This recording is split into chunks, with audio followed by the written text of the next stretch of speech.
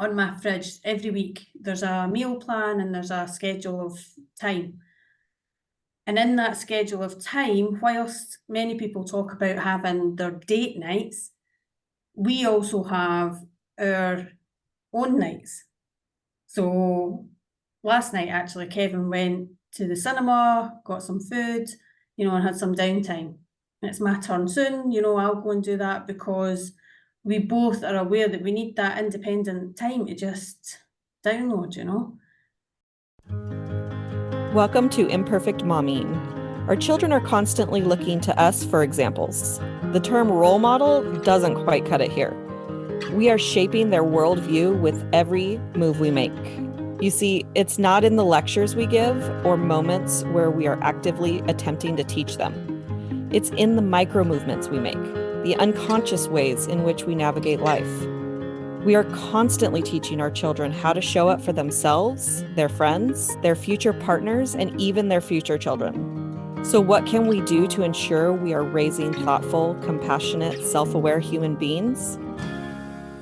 We have to become them ourselves.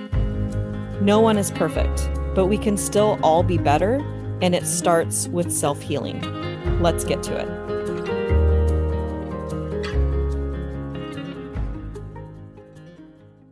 Welcome back to Imperfect Momming, and we have a very special guest today, Nikki Steel. Welcome to Imperfect Momming.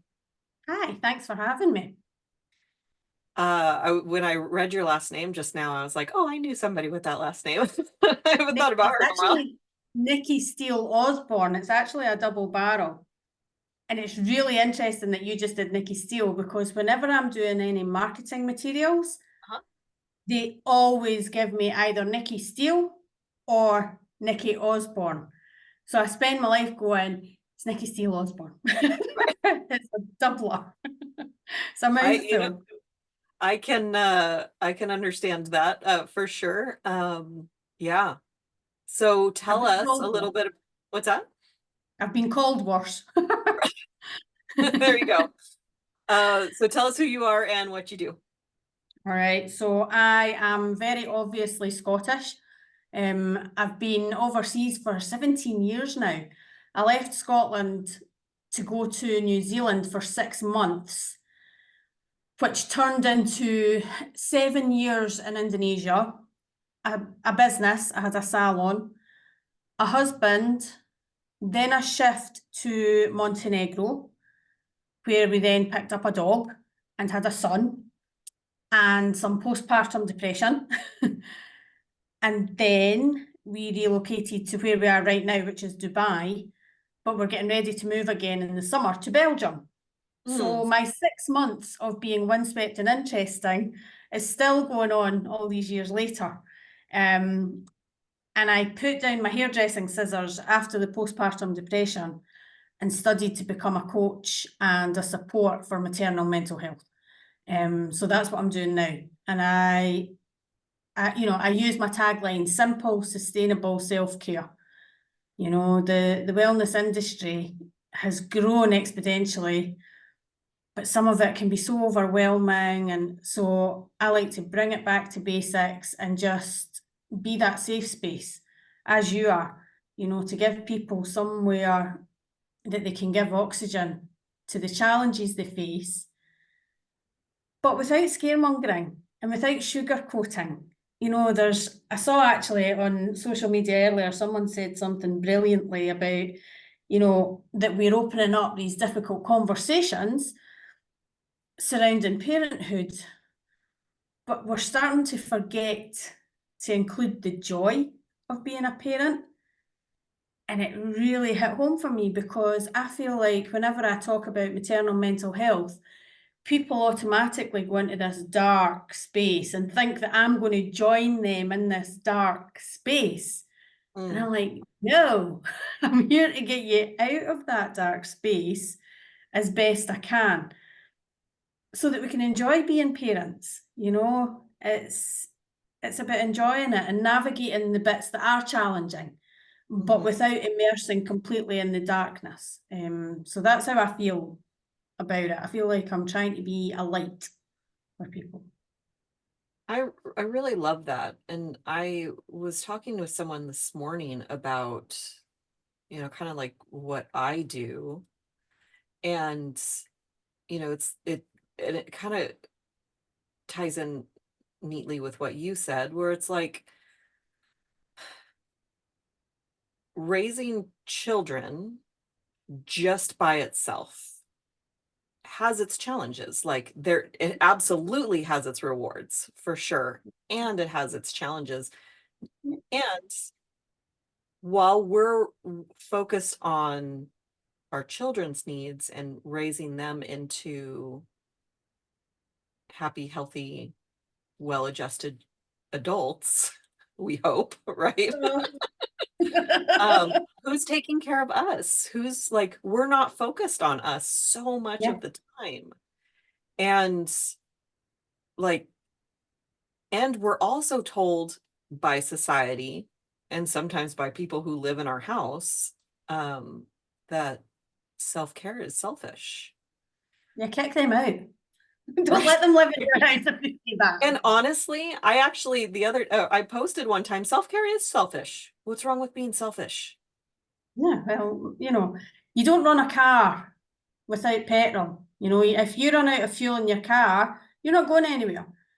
Right. So it's the same. We've got to top up our petrol and our fuel if we want to show up as the people we want to be, the parents, the wives, the sisters, the friends, And yeah, it's not selfish, it's necessary, and it does play such a massive impact. And that's everything I do is like, how can we, and you don't see it when you're in the midst of knowing that something needs to feel better or something has to be managed differently or a conversation needs to be had. Sometimes we don't see it, we don't know how to get there. And with simple self-care, that can just help invite that clarity so that you can have the conversation or you can implement the changes that you need to feel at your best, right? And I think it's normalizing these conversations. We all are on social media now. I always talk about this, like our grandparents would perhaps say things like, well, we just had to get on with it, which is true. But I feel that there's this double-edged sword. We have technology at our fingertips. So we have all these resources, we have all these opinions, we have all these modalities, all these ways in which, resources, that in itself can become so overwhelming that you go into paralysis and you just don't know what to do. So it's being aware of how you tap in to the support. What is it that you personally need? Because what works for your friend or your sister doesn't mean that that's what works for you. So you've got to find your unique form of self-care, right? Yeah, the rabbit hole of Google is super overwhelming, and then it's just another way of looking outside of ourselves for the answers. Yeah. It's not like what self-care is to you is not necessarily going to feel nourishing to me, and that's what self-care is nourishing yourself. Yeah, absolutely. And while you were talking, I was like, I don't want to forget this, so I wrote it down, but it's like self-care is no more selfish than putting fuel in the car. Yeah, it's the same Yeah. thing, and I think we overcomplicate what self-care is and its effects. There's I think it was Dean Graziosi that said, sometimes it can be the slightest shift. So he used the analogy of someone who plays golf, and if they keep hitting the ball and it's going too far to the left, they don't do like a 180, they just shift ever so slightly and then it's hitting the fairway. And I think that's true. And everything that I do for clients or when I'm at speaking events, it's all stuff that I learned, that I implemented, and that I still use to this day. I'm very much a practice what I preach. So I don't come out every week with a brand new course or a brand new this. I stay in this space because I really believe that the power lies in these tiny little increments, these little changes and shifts, in your habits, in your routines. and your external stimulus. You know, these are all the little things that have had such a big impact for me, and that I then play out. I can share this, you know, and that's why I had to switch from the hairdressing to doing this full time, because I was like, I need to tell people this. They need to know, you know. And a few years ago, I would not be found speaking into a camera. I wouldn't be public speaking. You know, I was good at chatting to people, but never publicly. And I thought, you know what? If I want this message out, if I want to share how simple some of this stuff is, I'm going to have to get over that. So I used that personal development on myself. And now I'll talk forever on camera or on a stage or whatever that is. But that's the power that lies there, right? I love that. So tell me what simple self-care techniques are. Okay, so for me, and as I said, I always say it's like a jigsaw puzzle. It's lots of little bits for everyone. So one of my main things that I always talk about is how I start my day. And I know that's that dead cliche, oh, your morning routine. But there's a reason that it's cliched, right? So what I started doing, because I think it's like New Year resolutions. We all have those times when we have these big intentions for ourselves and we're really going to go for it. And more often than not, it's not sustainable. You know, we fall off that wagon. So I had to develop something that I knew when motivation wasn't there, discipline would take over. So in the morning, I get up and I'm never happy about it. I'm not going to sit on here and lie, but I get up and I do a 7-minute workout. So it's 7-minute, low impact. But I always say to people, when you open your eyes, please don't lift your phone. That's one of the habits that I shifted. I don't lift my phone straight away. So when we're awakening, our brains go through 2 processes from sleeping to being awake. And we're interrupting that natural process by lifting our phones. Based on what we see there, that's going to set a precedence for the rest of the day as to how your mood can be. So I do my 7-minute workout, then I have breakfast with my son before he goes to school, because I don't like that chaotic, you know, throwing toast at him as he goes out the door. We sit, we have breakfast, and that's our love and connection time. Everything I do centres around the premise that we have 6 human needs. So it always ties back into one of these 6 human needs. So he has breakfast, then he goes out, then I take the dog and go for a walk. And again, I leave my phone at home. And I just go out and have a little bit of awareness of my senses. What can I smell, see, hear? And when I start my day like that, it tends to go pretty well. But when you wake up and you start your day in that chaotic headspace, which is so common when you're a mom, you know, then it's like, so you have to find the practices that work for you at any given time. And these are not written in stone. And they are open to change, because children change. So when we're parenting, what's happening at one point can shift, you know, so it's being aware of that, but creating something that works for you as you start your day. And it doesn't mean you have to get up at 5. You know, if you start your day at 9, you start your day at 9, you work it for you. So that's one of my main ones. Being intentional with time. You know, we spend a lot of time sometimes getting lost scrolling through stuff, right? And I love it, I do it too, but it's like being intentional, having a little kind of plan for yourself as to what you want to do with your day or your week. You know, if I took a laptop downstairs just now, on my fridge, every week there's a meal plan and there's a schedule of time. And in that schedule of time, whilst many people talk about having their date nights, we also have our own nights. So last night, actually, Kevin went to the cinema, got some food, you know, and had some downtime. And it's my turn soon, you know, I'll go and do that, because we both are aware that we need that independent time to just download, you know, just step out from the household and the family and the responsibilities. And it's not always to be sociable with other people, it's sometimes just to be in our own thoughts. So intentional with time. I mean, I could talk for hours about all these things. You know, the love and connection stuff with your partner, doing budgets, like figuring out where you are financially. I feel like that's a massive strain on a lot of people, is that money. You know, it takes control of the relationship, and it's like you guys have to take control of that, figure out where you are and where you're going. You know, whether you're affluent or whether you're on a budget, you have to manage that, or it manages you.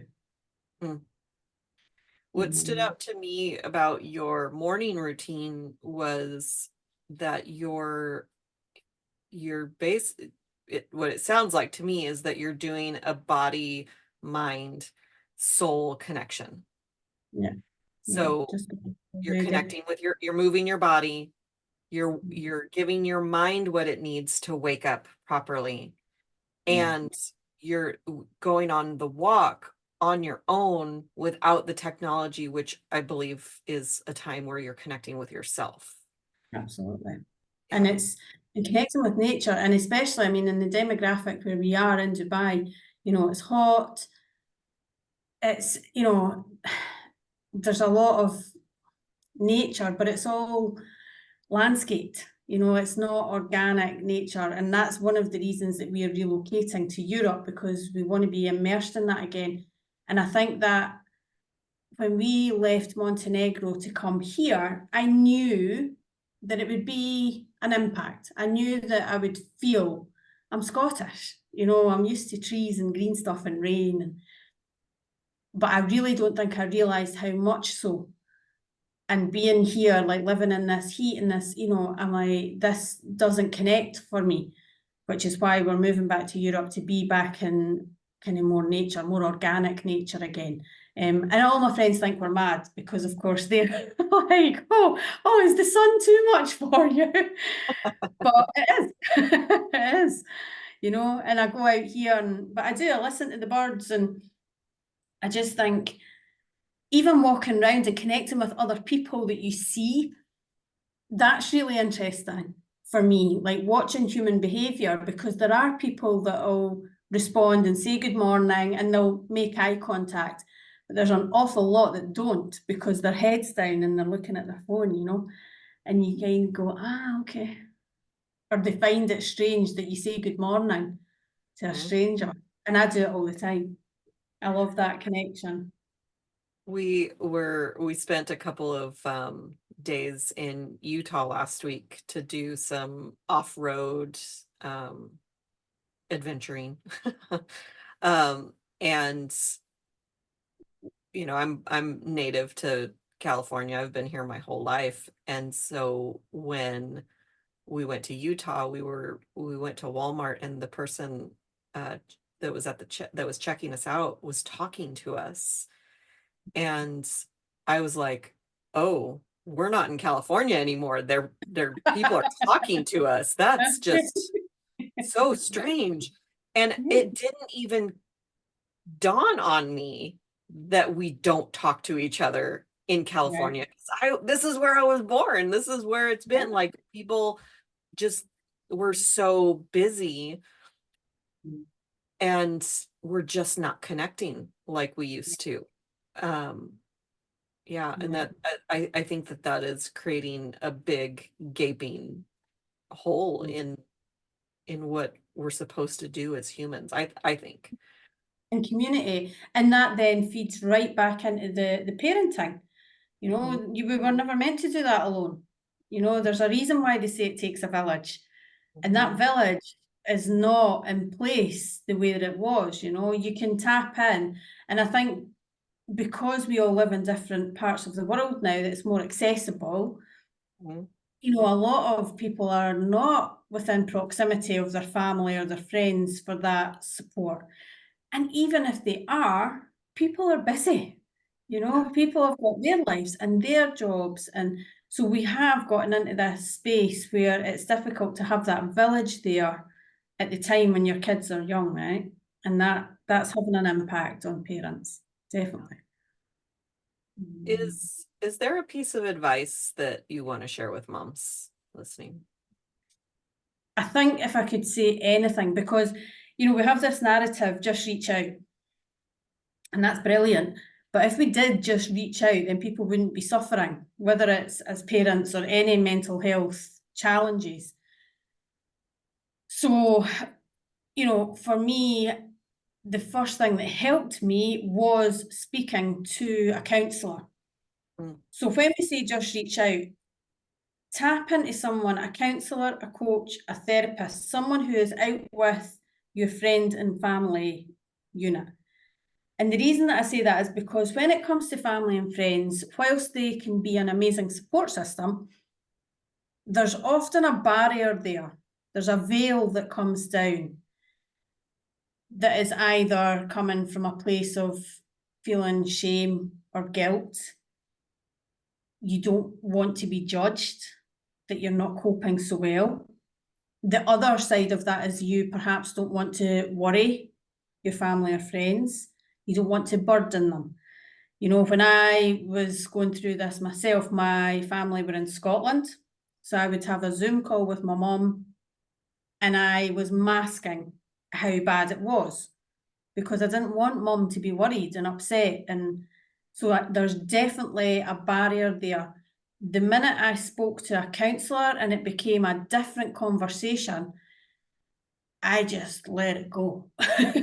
You know, that, I mean, I still think about that woman and I think, did she resign the next day? Because I felt like I just was gobbledygook, that it wasn't coherent. And it was amazing because the next day she, of course, sent me the email and she could pinpoint areas that I should explore.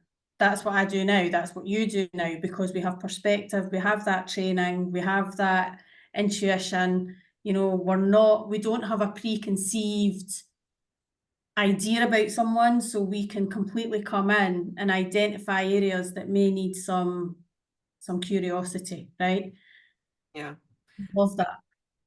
I think that what you said is really important to highlight. I know that, or I remember hearing somebody say, like, I go to therapy because I don't want to burden my family with my stuff. Like, but taking that a bit further even is like, you can't, especially like if the person that you're talking to, like, you're not going to go to your husband and say, you know, I feel so unfulfilled, because your husband is going to feel like take that responsibility, Yeah, you know? it's difficult. So and friends or family, they might take it on, they might judge, they might whatever, but when you're talking to a coach, when you're talking to a therapist or a counselor, they don't have any skin in the game. Yeah, it's a totally different dynamic, you know, and I think we need to normalise it. The way we've got hairdressers and we've got doctors and dentists, having a therapist or a counsellor or a coach, you know, is just maintenance. You don't have to be in a dark space. It can just be maintenance, you know. And you're right, because the impacts, I often talk about the impact on my husband when, you know, we were new parents. He was navigating this new role as a dad. The financial pressure was weighing a bit heavier on his shoulders. He was working, I was at home with our son. And then he was coming home to a wife who on some days was pretty broken. And of course, men, you know, are primitive and they fix stuff and they gather and they protect, and he had nothing, you know. It's so every conversation that I have is always not just about birth mums, it's about whoever's in that household, whether it's step parents, foster, adoptive, you know, siblings, everyone is in that dynamic. So it has to be a conversation for everybody, you know. But by speaking to an outside party, then you'll get those tools and techniques and ways that you can maybe navigate that. You know, the other thing that I realised when I started as a coach, that was the initial, okay, I'm going to speak to people. And then I thought, okay, but how can I help those who don't want to talk? Because a lot of people will hide it. And I think we are much more open now about mental health. But I still feel like when it comes to being a new parent that's suffering, it's really difficult to get people to open up about that, because we have such a strong need to be that good parent, that breaking down those walls can be hard. And I see it all the time. I go into these situations, mum groups, you know, and I'll converse, how you doing, how's the wee one? Oh yes, we're fine, yeah. Oh, we're tired, but we're okay. 10 minutes later, they'll love you in a corner in tears, because they're then able to get the truth out. And it's like, yeah, you know, we need Definitely to mask what's going on a lot, because it's not okay to talk. It hasn't been okay to talk about it. But that's why I then created a digital resource as well. And I just put everything together that I would do when I was talking to someone into that format, so that if they want that discretion, if they're not ready to talk, then they can still tap in and get some help, you know. Awesome. Is there a book that's been instrumental in your personal development journey? Oh, there's loads. I think the one that really stands out is a book by Matt Haig. Do you know Matt Haig? He wrote The Midnight Library, which is really popular. Not familiar with that one. Okay, so Matt Haig is an author, and he's very open about his own mental health. And one of the books that he had written is called The Comfort Book. And I love this because it's all short stories or poems. So when you're a new parent and you're overwhelmed and you're like, I'm not reading any books, you know, you can just do these little short bits, and they're all inspirational, and, you know, they're all feel good or relatable. And one of the lines in the Comfort Book is, don't spread yourself so thin that you become transparent. And that really resonated with me, because I was trying to be all things to all people. And I think a lot of us do that. You know, we take on that role. And it was just that reminder of, you know, you're going to have to get your boundaries in place, girl. If you want to do these things and do them well, you've got to pull it back. And I thought that was really important. So The Comfort Book by Matt Haig. Thank you for that. Where can our listeners find you? Everywhere. I'm on Instagram, Facebook, LinkedIn. I've got the website. So everything is under The Scottish Soul Sister. It's on my mug. I've got it on my mug. Yeah. There you go. Cutest mug ever. Well, thank you for being a guest on the podcast, for everything that you are doing in the world and supporting moms, and right back at you. Thanks for having me. Absolutely. So there will be another episode of Imperfect Momming coming for you all next week, and until we meet again, keep healing. Bye, guys.